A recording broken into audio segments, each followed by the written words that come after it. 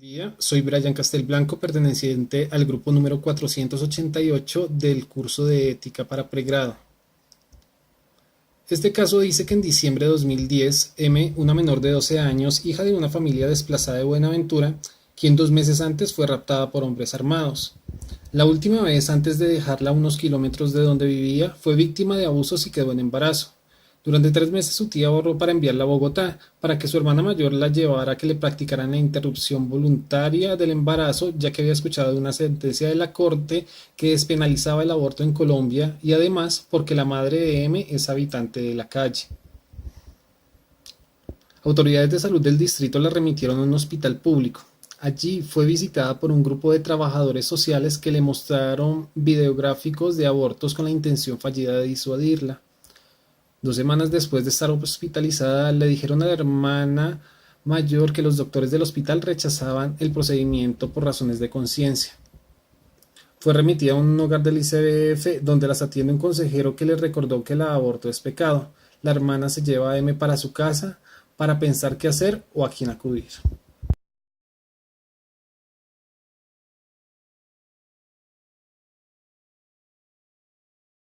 La fundamentación teórica en la cual nos podemos basar para una posible solución de este caso es el siguiente.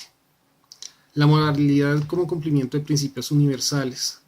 Esta concepción se refiere a la teoría del desarrollo moral de Lawrence Kohlberg, que concibe la madurez como progreso de un nivel convencional, para lo cual la moralidad es identificarse con las normas concretas de la comunidad, para un nivel postconvencional en la cual la persona es capaz de distinguir entre normas comunitarias establecidas convencionalmente y principios universales de justicia.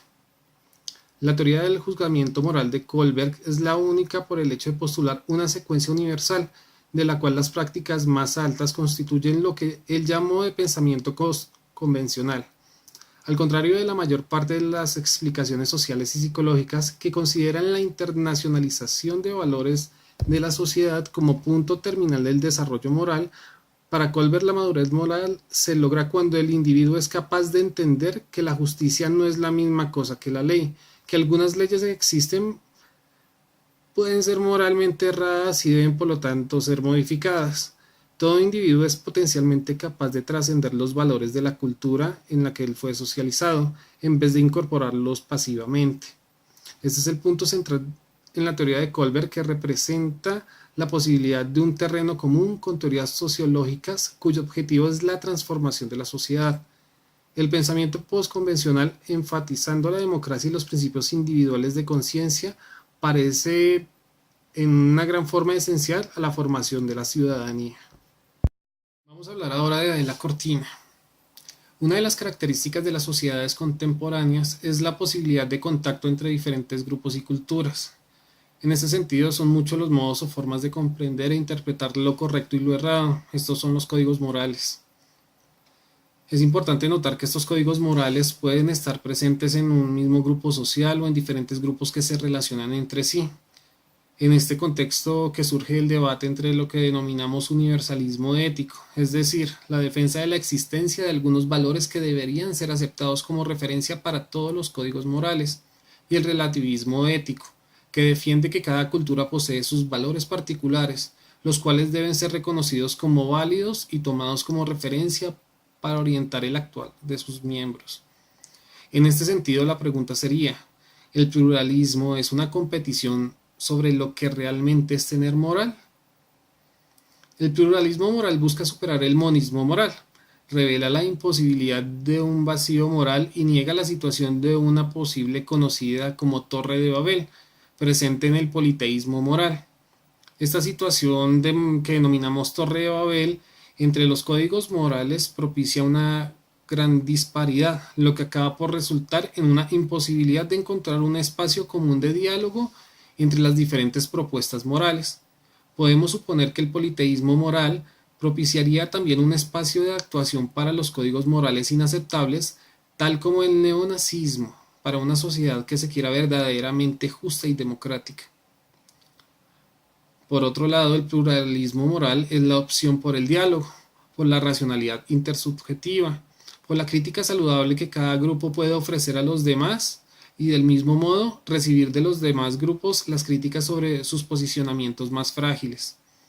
El pluralismo es el modelo de situación moral más compatible con una reflexión filosófica sobre la moralidad, pues cada código moral debe presentar sus razones suficientes, sus mejores argumentos para un mejor diálogo en condiciones ideales con el objetivo de alcanzar cierto nivel de consenso. Ahora vamos a hablar de los postulados de Martha Nussbaum. Según ella, el asco es una emoción visceral que involucra reacciones físicas a estímulos que tienen a menudo marcadas características corporales. Ella cita a Paul Rosin, que es un profesor de psicología de la Universidad de Pensilvania, sobre su definición del asco como una repulsión a la perspectiva de la incorporación de un objeto ofensivo. Estos objetos ofensivos son contaminantes, es decir, si toman contacto incluso brevemente con alimentos aceptables, los vuelve inaceptables. El asco, que es diferente del disgusto, ya que está motivada por factores sensoriales, y diferente del peligro por la previsión de consecuencias negativas de este, está entendida como esa emoción ligada a nuestra condición animal que busca poner barreras a esta condición. En base a diferentes estudios y teorías, la postura de Martha Nussbaum es que el asco tiene por base en general a aquellos productos, personas que nos recuerdan o remiten a nuestra propia mortalidad y vulnerabilidad animal, asegurado que por medio de la contaminación psicológica puede hacerse extensible a otros objetos. Esta ley del contagio infiere que aquellos objetos que han estado en contacto siguen actuando uno sobre otro y que ésta es aprendida socialmente desde los primeros años de vida y en contexto con la cultura en la cual estamos inmersos. Ella también nos habla de la vergüenza. La vergüenza es uno de los aspectos de la socialización de cualquier sociedad. Esta se caracteriza por ser un precedente legal a ser la conducta básica de castigo y corrección de determinadas conductas. La experiencia individual de la vergüenza depende del propio sujeto, que tiene por tanto la posibilidad de regular esta emoción en cualquier sentido. Martha Nussbaum entiende que la vergüenza es una emoción que se desarrolla a lo largo del primer año de vida del niño, en desarrollo consecuente con la progresiva diferenciación e individuación y el progresivo desarrollo del sentimiento de sí y de los objetos. Agrega ella que la vergüenza es una conciencia de inadecuación que precede cualquier aprendizaje particular de normas sociales, aunque la vida posterior se verá sesgada por el aprendizaje social. En contexto con el derecho plantea dos posturas. La vergüenza que aboga por no incluirla como un castigo por cuando ésta se tiene con hondas raíces psicológicas y sus efectos pueden ser más perjudiciales que beneficiosos. También dice que la decadencia actual de las sociedades occidentales se debe a la pérdida de vergüenza por parte de sus individuos. Esta vergüenza, ¿cuándo sería beneficiosa para que las personas sintieran vergüenza y en qué circunstancias sería positivo que se la fomentara? Bueno, personalmente creo que el tipo de vergüenza debe ir a la par de unos ideales morales valiosos e importantes y que sintiéndonos avergonzados podemos aspirar a intentar a ser mejores personas, más comprometidos con nuestra realidad social y económica. Ahora vamos a hablar de la deontología. La deontología se ocupa de regular los deberes, traduciéndolos en preceptos, normas morales y reglas de conducta, dejando fuera de su ámbito específico de intereses otros aspectos de la moral.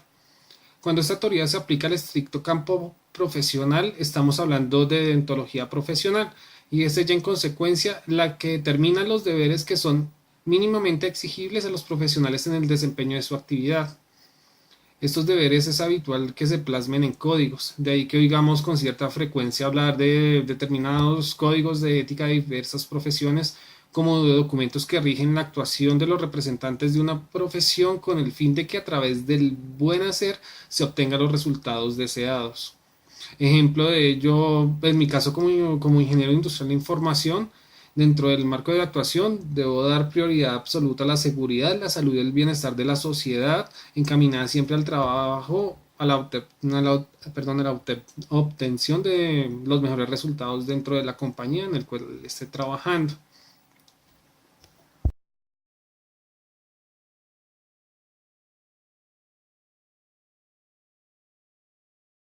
Bueno, ahora vamos a remitirnos para este análisis de caso primero con las preguntas de la guía. Bueno, ¿qué debe hacer Emi y su hermana mayor teniendo en cuenta que ha finalizado su primer trimestre de embarazo? El aborto puede acontecer por dos motivos: por patología, que es un término pues involuntario, o por solicitud de la gestante, es decir, el aborto provocado o voluntario. El aborto voluntario es un acto de crueldad cometido contra un indefenso niño o ser humano dentro de un vientre materno. Este aborto sucede en dos tipos de crímenes: la tortura y pena de muerte después de una grande masacre. El método utilizado depende de la edad del feto y de la condición física de la mujer. Hasta 12 semanas puede ser utilizados métodos llamados dilatación del cuello uterino y legrado y aspiración manual intrauterina. ¿Cuál es la sentencia de la corte en la que se amparó la tía para decidir enviarla a Bogotá para que se le interrumpiera a M su embarazo? La tía de M se amparó en la sentencia C-355 del 10 de mayo del 2006, mediante el cual la Corte Constitucional de Colombia despenalizó el aborto a partir del caso de Marta Zulay González. ¿Cuáles principios y disposiciones de la Corte Constitucional colombiana han sido violados y por qué? Según la Corte Constitucional, en su sentencia C-355 de 2006 indica lo siguiente: si bien corresponde al Congreso adoptar las medidas idóneas para cumplir con el deber de la protección a la vida y que sean de su cargo, esto no significa que estén justificadas todas las que dicte con dicha finalidad, porque a pesar de su relevancia constitucional, la vida no tiene el carácter de un valor o de un derecho de carácter absoluto, y debe ser ponderada como los otros valores, principios y derechos constitucionales. El aborto, fundamento de la prohibición. El fundamento de la prohibición del aborto radicó en el deber de protección del Estado colombiano a la vida en gestación y no del carácter de persona humana del nasciturus y en tal calidad titular del derecho a la vida. La vida humana como determinación del momento a partir del cual se inicia, pues no corresponde a la Corte Constitucional. Considera esta corporación que determinar el momento exacto a partir del cual se inicia la vida humana es un problema al cual se han dado varias respuestas, no solo desde distintas perspectivas como la genética, la medicina, la religión o la moral, entre otras, sino también en virtud de los diversos criterios expuestos por cada uno de los respectivos especialistas y cuya evaluación no le corresponde a la Corte Constitucional en esta decisión. De las distintas disposiciones del derecho internacional de los derechos humanos que hacen parte del bloque de constitucionalidad, no se desprende un deber de protección absoluto e incondicional de la vida en gestación. Por el contrario, tanto en su interpretación literal como sistemática surge la necesidad de ponderar la vida en gestación con otros derechos, principios, valores reconocidos en la Carta de los Derechos Humanos de 1991 y en otros instrumentos del derecho internacional, ponderación que la Corte Interamericana de Derechos Humanos ha privilegiado. Esta ponderación exige identificar y sopesar los derechos en conflicto con el deber de protección de la vida, así como apreciar la importancia constitucional del titular de tales derechos, en estos casos, la mujer embarazada. El legislador puede elegir entre las distintas medidas a su alcance aquellas que considere más adecuadas para la protección de los bienes de relevancia constitucional, y que en ejercicio de tal potestad de configuración puede decidir adoptar disposiciones legislativas de carácter penal que sancionen conductas que amenacen o vulneren el bien protegido, trátese de un valor, principio o derecho fundamental. Pues no obstante, dicha potestad de configuración está sujeta a diversos límites constitucionales y en este sentido el principio de proporcionalidad actúa como un límite en dos direcciones. En primer lugar, la medida legislativa de derecho penal no puede suponer una restricción desproporcionada de los derechos fundamentales en juego. No puede ser, por ejemplo, una medida perfeccionista por medio de la cual se pretende imponer un determinado modelo de conducta a los asociados. Tampoco puede suponer un total sacrificio de determinados valores, principios o derechos constitucionales de un sujeto determinando a fin de satisfacer el interés general o privilegiar la posición jurídica de otros bienes objeto de protección. Por otra parte, el principio de proporcionalidad opera al interior del tipo penal, pues debido al carácter de última ratio del derecho penal en un Estado social de derecho como es la colombiana, la sanción penal como máxima intervención en la libertad personal y en la dignidad humana, que son fundamentos axiológicos de este modelo estatal, Deben ser estrictamente necesaria y estar reservada a conductas de trascendencia social y en todo caso debe ser proporcionada a la naturaleza del hecho punible. La siguiente pregunta es: ¿qué tipo de actividades o acciones serían necesarias para garantizar la implementación de la sentencia de la Corte Constitucional en este tipo de casos? Pues única y exclusivamente bajo tres situaciones específicas: en caso de violación, cuando existe peligro para la salud de una madre, o cuando exista grave malformación del feto que haga inviable su vida. Bueno, como grupo, ¿qué alternativas de solución plantearíamos para resolver este caso? Este tema lo vamos a ver más adelante. Bueno, tomando a Colombia y al análisis del caso referente, pues no, el aborto es un tema que ha suscitado y continúa suscitando reacciones en que superponen principios, valores y sentimientos. Su debate ha sido largo y difícil, implicando no solamente a las personas directamente implicadas, sino al conjunto de la sociedad. Podemos citar a la Iglesia Católica como uno de los principales protagonistas políticos y sociales de este debate y el más constante de ellos. Existen diferentes tendencias que tienen indirectamente efectos sobre su postura frente al aborto. Una línea de pensamiento más oficial y defensiva que sostiene intereses institucionales y banderas católicas, como la del clero que recogió firmas contra el aborto durante la coyuntura de la Asamblea Constituyente. Otra minoría plantea la conformación de un tejido ético-social más allá de los límites eclesiásticos y busca estar para escuchar las necesidades y conflictos de los sectores populares. En el sector médico colombiano, pues es un sector que ha estado dividido entre una posición hostil al aborto por adhesión a los preceptos de la Iglesia Católica o por temor a sus imprecaciones, y una posición favorable de algunos profesionales dispuestos a participar en programas de información y orientación en relación al embarazo indeseado y de atención al aborto incompleto. La participación de los partidos políticos en este debate ha sido muy limitada. El aborto no ha hecho parte de una agenda política de ningún partido político en Colombia y ha sido tratado fundamentalmente por los parlamentarios, muchas veces a título individual. Una de las posibles explicaciones para el comportamiento de los partidos políticos en relación al tema se encuentra en el modelo de mediación prevaleciente entre sociedad civil y el Estado. En efecto, la clase política colombiana ha asumido únicamente las demandas sociales susceptibles de aportar beneficios clientelistas o transformarse directamente en votos.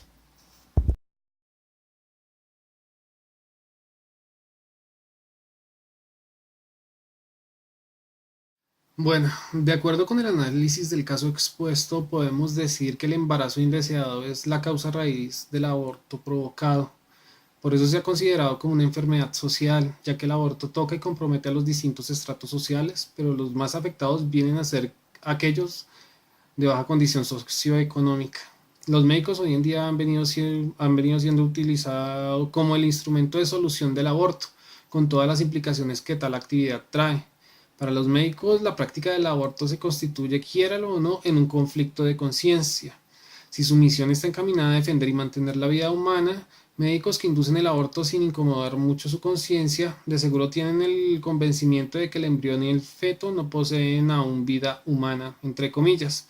Es tan solo un apéndice palpitante en el seno materno y por lo tanto puede extirparse de manera más natural en beneficio de la mujer o de la sociedad. Esta actitud es posible hoy como consecuencia del pluralismo moral existente, la cual no encuentra mucho respaldo. Los principios morales básicos deben guiar a la persona para obrar correctamente teniendo en cuenta la moral objetiva o leyes que dicta la sociedad. Lo que éstas prescriben complementando lo que dicte la conciencia de la persona, ha sido posible que los actos queden enmarcados dentro del espacio ético. Teniendo en cuenta lo anterior, es necesario conocer bien moral objetiva o jurídica en relación con el aborto provocado, pues ella debe ser de obligado cumplimiento por parte del médico, ya que se trata de un imperativo categórico, como lo señala la sentencia C355 del 2006. Bueno, en este sentido, como posibles soluciones que logramos tener dentro del grupo 488, dentro del grupo de trabajo, pues que el aborto que quiere inducir la hermana de M no es solamente motivado por simples intereses egoístas, sino para evitar consecuencias negativas. El principio del respeto a la autonomía es la base de muchas discusiones en la actualidad. En este caso nos encontramos con un aborto ético, ya que en el caso M es una niña de 12 años, pero también tenemos un pequeño humano con 3 meses de gestación. La etapa biológica del proceso intrauterino de desarrollo que más puede presentarse a controversia moral o filosófica es la comprendida entre la constitución del cigoto y el momento de nidación. Nadie puede negar que el preembrión, cigoto, mórula, blastocito, tiene vida con un profundo potencial humano. Su estatus médico-biológico corresponde a esto a un preembrión, por ser de 3 meses, sin estatus civil o jurídico definido. Por eso no tiene las mismas connotaciones biológicas ni jurídicas asignadas a una persona. Señalar un periodo de 14 días desde el momento de la concepción y durante el cual, en razón del desarrollo biológico, posee un estatus moral especial distinto al que posee un individuo adulto acreedor a su derecho universal a la vida. Como posible solución estaría entonces que M tuviera el niño. Y si no lo quiere tener como parte de su núcleo social, puede llevarlo después de su periodo de lactancia al ICBF y entregarlo en adopción. Otra solución, si decide criarlo, que puede buscar apoyo económico, educativo y psicológico en primera instancia por su familia y con la sociedad y el Estado, para que puedan brindarle todo lo que ese bebé pueda necesitar. Gracias.